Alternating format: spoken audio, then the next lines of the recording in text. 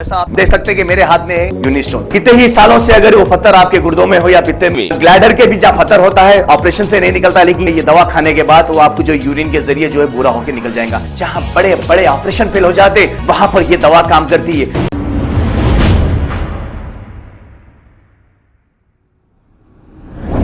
अस्सलाम वालेकुम नाजरीन, 7H न्यूज सच को रखे आपके आगे। इलेक्शंस को मद्देनजर रखते हुए राहुल गांधी ने तेलंगाना में एक यात्रा निकाली है। इस यात्रा का नाम विजय भैरी यात्रा है बताया जा रहा है, और ये यात्रा भूपल्ली से पेद्दापल्ली तक निकाली गई। इस यात्रा में राहुल गांधी मुखातिब करते हुए देखे जा सकते हैं। आइए देखते हैं ये रिपोर्ट।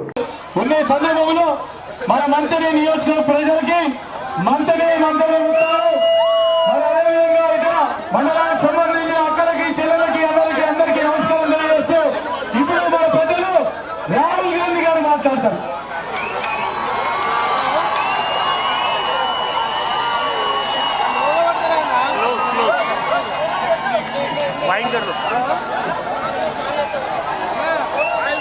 हरिओम को पूछे को नहीं, हरिओम को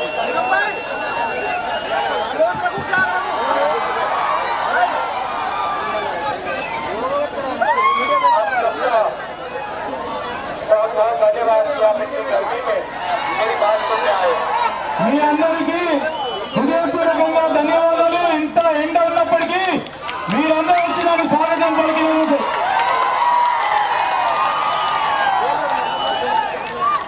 2004 में कांग्रेस पार्टी ने आपसे वायदा किया था तेलंगाना कमाएगा.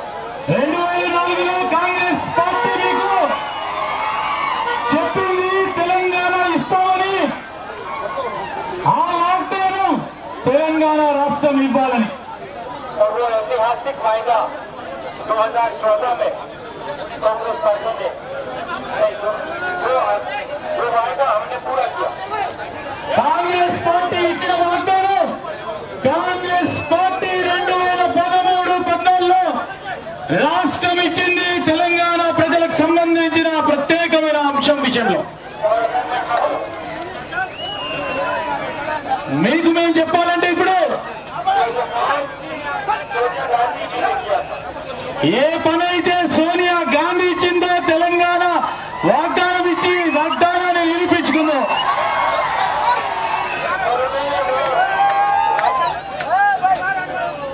और उन्होंने वो राजनीतिक फायदे के लिए नहीं किया, वो उन्होंने तेलंगाना की जनता, तेलंगाना के गरीब लोगों के लिए किया था.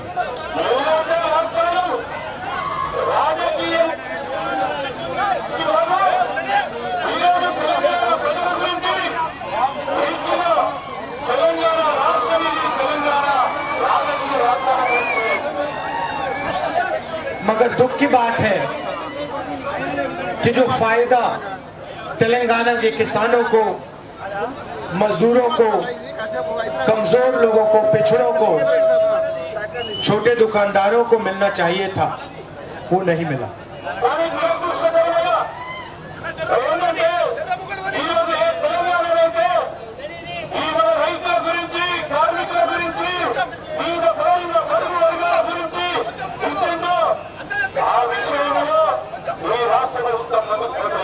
और आज तकरीबन 10 साल बाद दोराला तेलंगाना और प्रजाला तेलंगाना के बीच में लड़ाई हो रही है.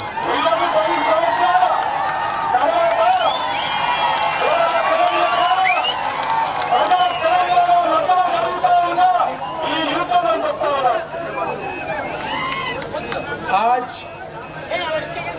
उनको सीएम कहा जाता है, मगर वो सीएम नहीं है, वो राजा जैसे काम करते हैं.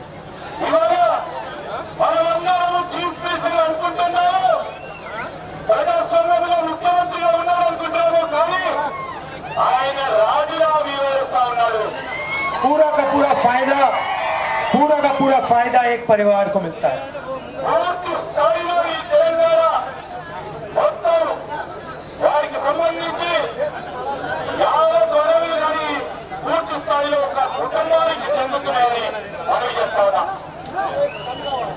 अगर आप उनके परिवार के हो तो कोई भी सपना देख सकते हैं।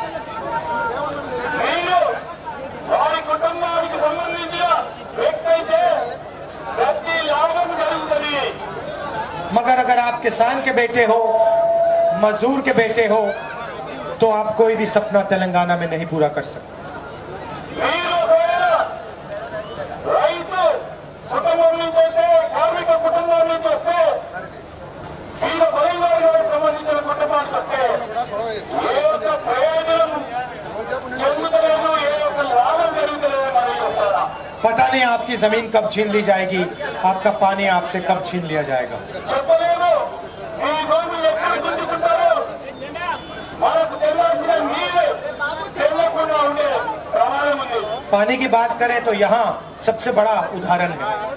నీళ్ళ గురించి మాట్లాడితే ఈ ప్రాంతానికి సంబంధించి నీటి ప్రాజెక్టు యొక్క ఉదాహరణ 1 लाख करोड़ रुपए आपकी जेब में से यहाँ चोरी हुआ है।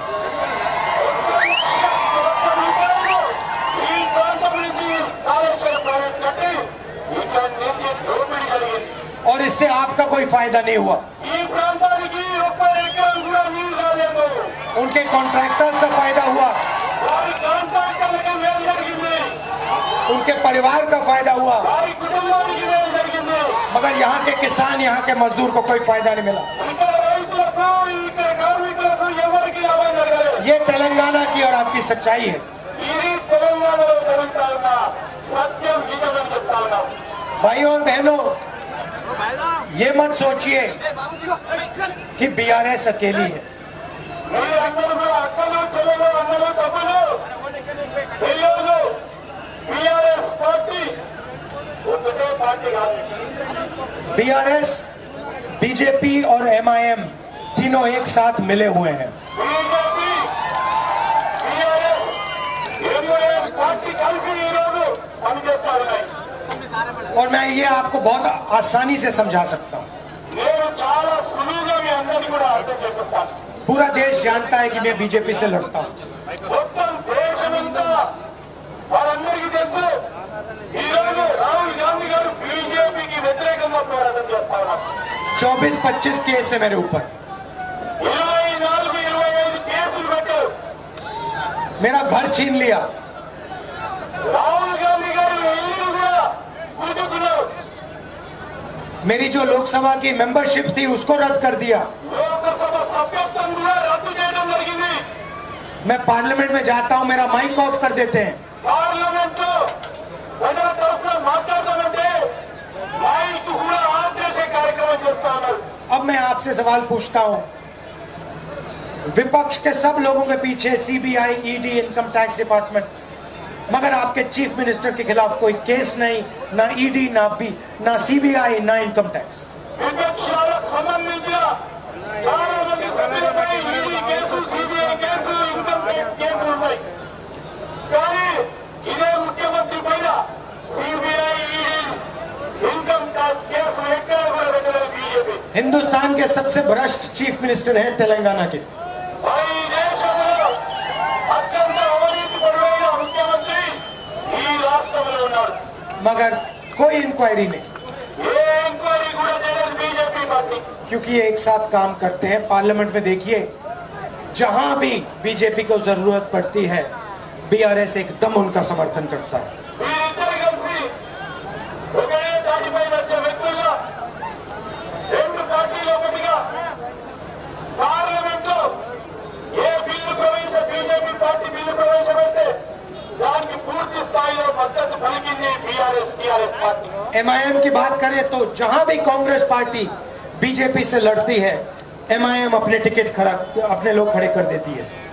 ఏ ఎంఐఎం విషయానికి వస్తే ఎక్కడైతే కాంగ్రెస్ పార్టీ బీజేపీతో పోరాటం చేస్తా ఉందో ఆ రాష్ట్రాల్లో పోయి ఎంఐఎం పార్టీ బీజేపీకి సపోర్ట్ చేసే విధంగా అక్కడ అభ్యర్థులు నిలబెడతా ఉంది. उनके कैंडिडेट्स देखिए, सारे के सारे बीजेपी की मदद करने के कैंडिडेट्स हैं। వాళ్ళ అభ్యర్థులందరూ కూడా ఎంఐఎం అభ్యర్థులు కూడా మొత్తానికి మొత్తం బీజేపీకి సపోర్ట్ చేసే వ్యక్తులే. असम में, महाराष्ट्र में, पूरे देश में ये अपने कैंडिडेट्स डालते हैं कांग्रेस पार्टी को नुकसान पहुंचाने के। అస్సాంలో కానీ మహారాష్ట్రలో కానీ మొత్తం దేశవ్యాప్తంగా కూడా ఎంఐఎం బీజేపీకి సపోర్ట్ చేసే అభ్యర్థులను నిలబెట్టి కాంగ్రెస్ పార్టీకి వ్యతిరేకంగా పనిచేస్తారు. हम विचारधारा की लड़ाई लड़ते हैं, हमारी विचारधारा बीजेपी आरएसएस की विचारधारा के खिलाफ है। మేము సిద్ధాంతపరమైన విరుద్ధం చేస్తాం. ఈ రోజు ఆర్ఎస్ఎస్ బీజేపీ సిద్ధాంతానికి విరుద్ధంగా మేము పోరాటం చేస్తా ఉన్నాం. आपके चीफ मिनिस्टर हाथ जोड़ के नरेंद्र मोदी जी के सामने खड़े हो जाते हैं। మీ ముఖ్యమంత్రి చేతులు కట్టుకొని నరేంద్ర మోడీ ముందర నిలబడటం జరుగుతా ఉంది. मैं नरेंद्र मोदी के सामने जाता ही नहीं हूं, कभी नहीं जाऊंगा। నరేంద్ర మోడీ ముందర నేను ఎప్పుడు పోను, ఇంకా కూడా ఎప్పుడు పోతానని చెప్తున్నాను. ये पूरा देश जानता है कि अगर कोई आरएसएस बीजेपी से लड़ रहा है, नफरत से लड़ रहा है, हिंसा से लड़ रहा है, तो उसका नाम राहुल गांधी है।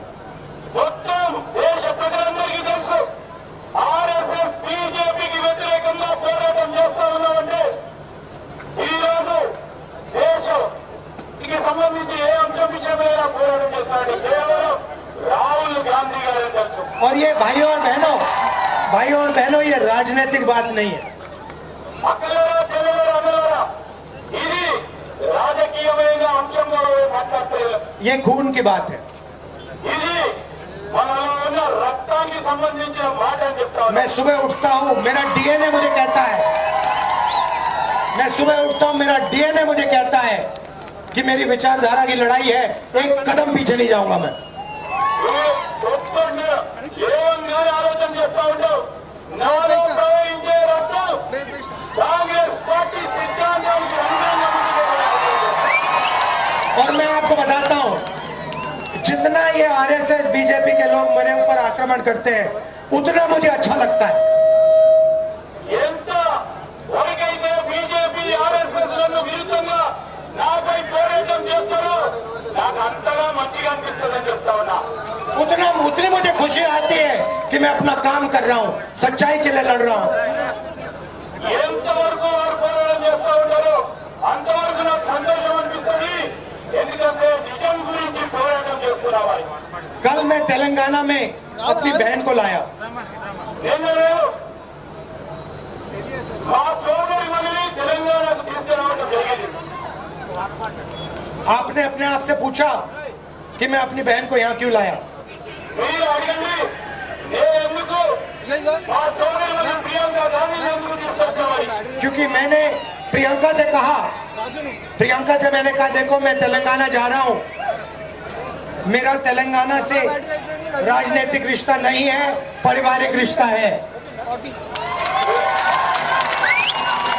నేను ప్రియాంక గాంధీ గారితో చెప్పాను తెలంగాణ వెళ్తా ఉన్నాను. తెలంగాణ ప్రజలకు నాకున్నది రాజకీయ అనుబంధం కాదు, కుటుంబ పరంగా ఉన్న అనుబంధం అని చెప్పాను. और मैंने उसे कहा कि ये रिश्ता जो है पारिवारिक रिश्ता, ये तुम्हारा और मेरा सिर्फ नहीं है, ये हमारी दादी का भी रिश्ता था। ఈ అనుబంధం కేవలం నాకు మీకే కాదు, మా నాయనమ్మ ఇందిరమ్మ గారితో మీకున్న అనుబంధం. और उससे पहले जवाहरलाल नेहरू जी का रिश्ता था। ఇంతకుముందు జవహర్లాల్ నెహ్రూ గారితో కూడా మీకు మాకు ఉన్న అనుబంధం మన కుటుంబ పరంగా అనుబంధం.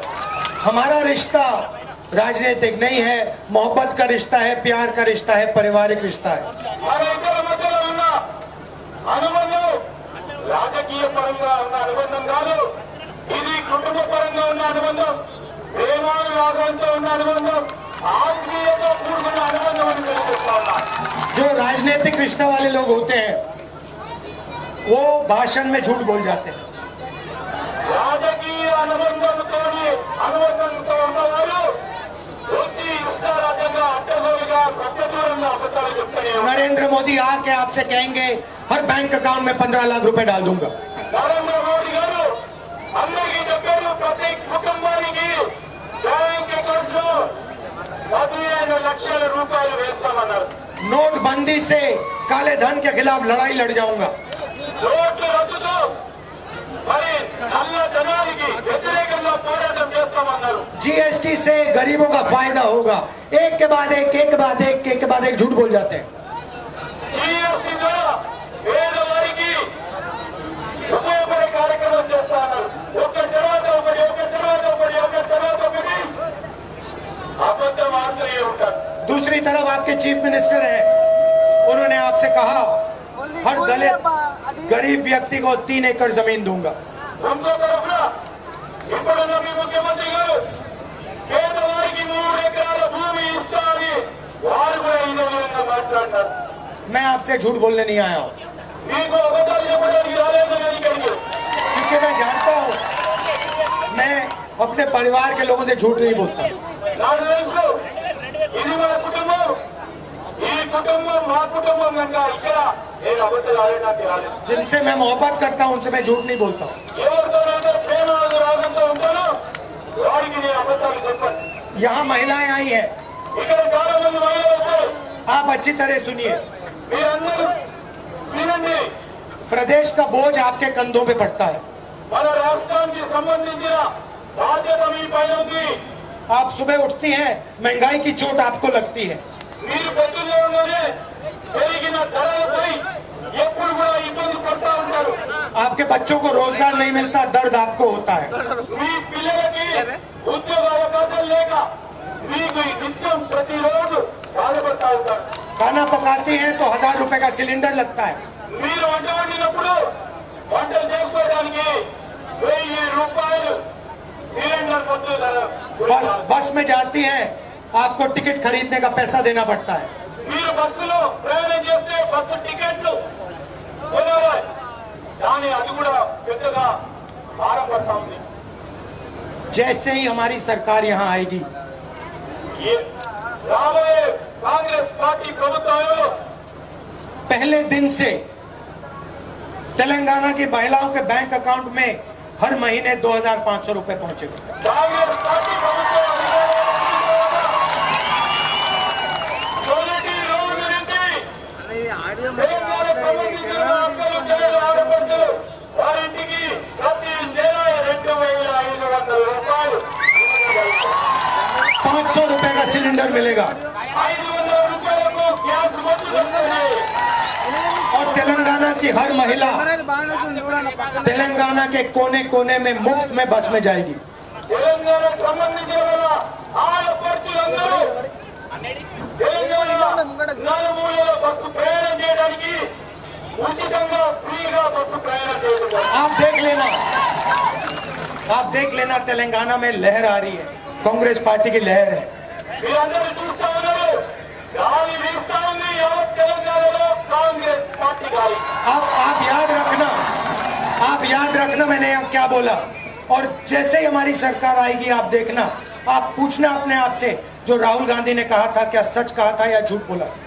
మీరందరూ గుర్తుపెట్టుకోండి, ఈ రోజు నేను మాట్లాడుతున్న ప్రతి మాట కాంగ్రెస్ పార్టీ ప్రభుత్వంలోకి వచ్చిన తర్వాత మీరు బేరీజు చేసుకోండి. రాహుల్ గాంధీ గారు మాట్లాడిన మాట కరెక్ట్ మాట్లాడిందా, తప్పు మాట్లాడిందా. और अगर पहले सच्चाई समझना चाहती हैं तो कर्नाटक चले जाइए और कर्नाटक में किसी भी महिला से पूछ लीजिए क्या वो बस में फ्री में जाती है, हाँ या ना। మీరు నిజం తెలుసుకోవాలంటే కర్ణాటకకు సంబంధించిన ఎవరినైనా అడగండి. ఆ కర్ణాటకకు సంబంధించిన అక్క చెల్లె అక్కడ ఫ్రీగా బస్సులో ప్రయాణం చేస్తా ఉన్నారు లేదా కనుక్కోండి అని చెప్తా ఉన్నా. उनसे पूछ लीजिएगा इनको बैंक अकाउंट में पैसा हर महीने आता है, हाँ या ना।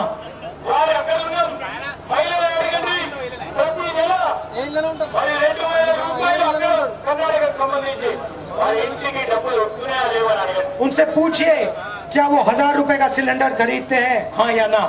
వాళ్ళ ఇంట్లో అక్కడ కర్ణాటకలో 1000 రూపాయలు పెట్టుకొని సిలిండర్ కొంటా ఉన్నారా లేదా అడగండి. भाइयों और बहनों, सबसे जरूरी बात अब मैं आपसे कहना चाहता हूँ। అక్కలారా అన్నలారా ముఖ్యమైన విషయం నేను చెప్పదలుచుకున్నా. हिंदुस्तान में अलग अलग समाज के लोग हैं। ఈ దేశంలో వివిధ వర్గాలకు సంబంధించిన ప్రజలు ఉన్నారు. ओबीसी हैं, दलित हैं, आदिवासी हैं, माइनॉरिटीज के लोग हैं, जनरल कास्ट के लोग हैं। ఈ రోజు ఈ దేశంలో ఓబీసీలు ఉన్నారు, మహిళలు ఉన్నారు, ఎస్సీ ఎస్టీలు ఉన్నారు, మైనారిటీలు ఉన్నారు, అదేవిధంగా జనరల్ ఓసీ కేటగిరీకి సంబంధించిన వ్యక్తులు ఉన్నారు. हम चाहते हैं कि सब लोगों की भागीदारी हो हिंदुस्तान को चलाने में। మేము కోరుతా ఉన్నాం, దేశానికి సంబంధించిన సంపదలో వాటా ప్రతి ఒక్క భారత పౌరుడికి చెందే విధంగా ఆలోచన చేస్తా ఉన్నాం. आज तेलंगाना में किसी को नहीं मालूम कि तेलंगाना का धन कहां जा रहा है, किसके हाथ में. ఈ రోజు తెలంగాణ రాష్ట్రంలో తెలంగాణకు సంబంధించిన సంపద ఎక్కడికి పోతా ఉంది, ఏ విధంగా ఖర్చు చేస్తా ఉన్నారు అని ఎవరికీ కూడా తెలియదు. अगर मैं आपसे पूछूं कि तेलंगाना में पिछड़ों की क्या आबादी है, आप मुझे नहीं बता सकते. ఈ రోజు మిమ్మల్ని అడిగితే తెలంగాణకు సంబంధించిన ఓబీసీ సంబంధించిన జనాభా ఎంత ఉందంటే జనాభా లెక్కలేదు. चलो मैं आपसे पूछता हूं, मुझे बता दो तेलंगाना में पिछड़े वर्ग की कितनी आबादी है. ఈ రోజు మేము అడుగుతా ఉన్నాం, తెలంగాణకు సంబంధించి ఓబీసీలకు కానీ ఎస్సీ ఎస్టీల మైనారిటీలకు సంబంధించిన జనాభా ఎంత ఉందంటే వాళ్ళ దగ్గర సమాధానం లేదు. देखो हजारों लोग खड़े हैं मगर इस सवाल का जवाब कोई नहीं दे सकता. ఈ రోజు వేలాది మంది ఉన్నారు. మేము అడిగిన ప్రశ్నకి ఎవరు కూడా సమాధానం చెప్పలేకపోతా ఉన్నారు. सही बात है. ఇది కరెక్టా కాదా? मैंने पार्लियामेंट हाउस में भाषण दिया పార్లమెంట్ లో నేను మాట్లాడినా, और मैंने सवाल पूछा నేను ఒక ప్రశ్న అడిగినా, कि आप मुझे बता दीजिए हिंदुस्तान में ओबीसी की कितनी आबादी है. मैं समझना चाहता हूं, मैं जानना चाहता हूं. మేము ప్రశ్న అడిగినాం పార్లమెంట్ లో మొత్తం దేశ జనాభాలో బీసీలకు సంబంధించిన జనాభా ఎంత, ఏ విధమైన సమాచారం ఉందని అడిగినాం. भाइयों और बहनों, हिंदुस्तान को 90 अफसर चलाते हैं. అక్కడ అన్నారా ऐसा आप देख सकते हैं कि मेरे हाथ में यूनिस्टोन, कितने ही सालों से अगर वो पत्थर आपके गुर्दों में हो या पित्ते में, ग्लैडर के भी जहाँ पत्थर होता है ऑपरेशन से नहीं निकलता, लेकिन ये दवा खाने के बाद वो आपको जो यूरिन के जरिए जो है पूरा होकर निकल जाएगा. जहाँ बड़े बड़े ऑपरेशन फेल हो जाते वहां पर ये दवा काम करती है. गुर्दे और पित्ते की पथरी ये प्रोडक्ट से गल जाती है, फिर दोबारा पथरी फॉर्म होने नहीं देती और इसमें कोई साइड इफेक्ट भी नहीं है. R&S यूनानी pharmacy, first floor opposite Canara bank, Bahadurpura, x road, Hyderabad. खबर है शहर की, खबर है गाँव की, खबर है सारी दुनिया की. 7H न्यूज पसंद आए तो लाइक कीजिए, शेयर कीजिए और सब्सक्राइब करना ना भूलें. 7H news.